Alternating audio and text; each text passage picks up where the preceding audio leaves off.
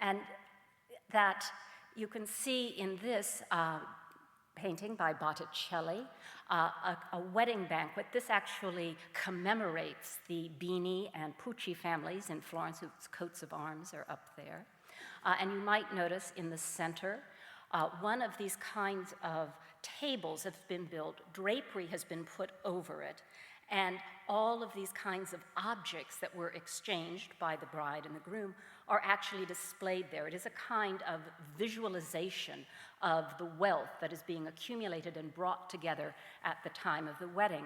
Now, in a place like Venice, these wedding banquets could go back and forth between different locations in the city for as long as a week.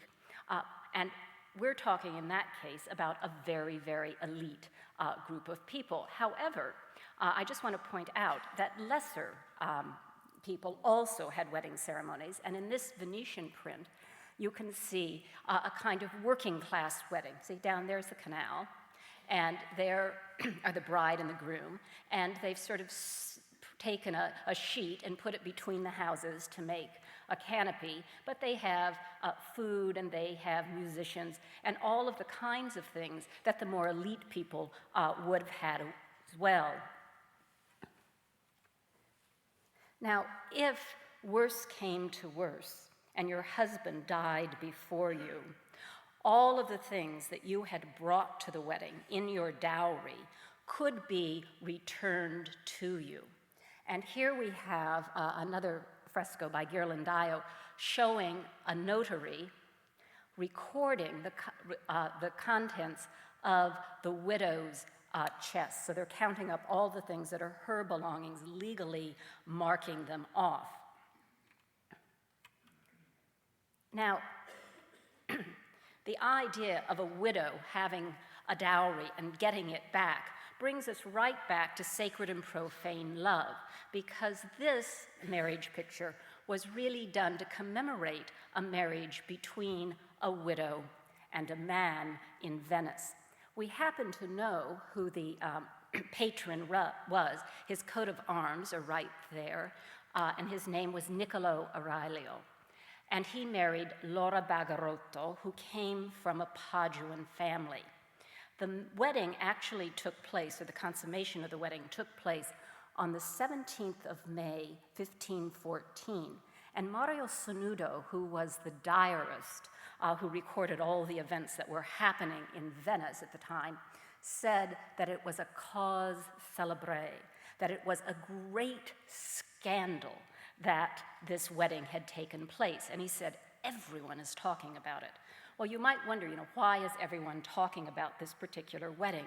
Well, it turns out that Laura Bagarotto's father, Bertuccio Bagarotto, who was a very famous canon law professor at the University of Padua, and he was one of really the elite of Padua who ruled the city. And during the War of Cambrai, with the League of Cambrai, in 1509, when momentarily the German imperial forces had actually taken the city of Padua, which had before that time been totally controlled and ruled by the Venetians, they came in and certain Paduans were said to side with the enemy. And Bagarotto and Laura's husband, whose name was Borromeo, were two of those people. They were, after the war, which only lasted about 6 months, they were taken to Venice, they were put in jail, they had a trial, and they were declared traitors, and they were hung in front of the Palazzo Ducale in Venice, so the big square in front of the church of San Marco. And Sonudo tells us once again that they had never seen so many people who came to witness the hanging of these people. So everybody would have known who she was. And she was marrying somebody who had one of the highest civilian offices in the whole city of Venice. He was a secretary to the Council of Ten. So that's why it caused somewhat of a scandal. Now, in 1510, the Venetians were feeling a little more generous toward Padua, and they said that all of the dowry and all of the wealth that had been confiscated from the traitors could go back to their prospective wives. But Laura didn't get hers back. And interestingly enough, in 1514, in January, it was Niccolo Aurelio who went and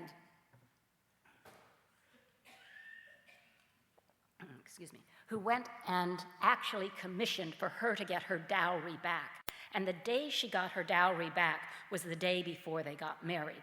So perhaps he had some interest.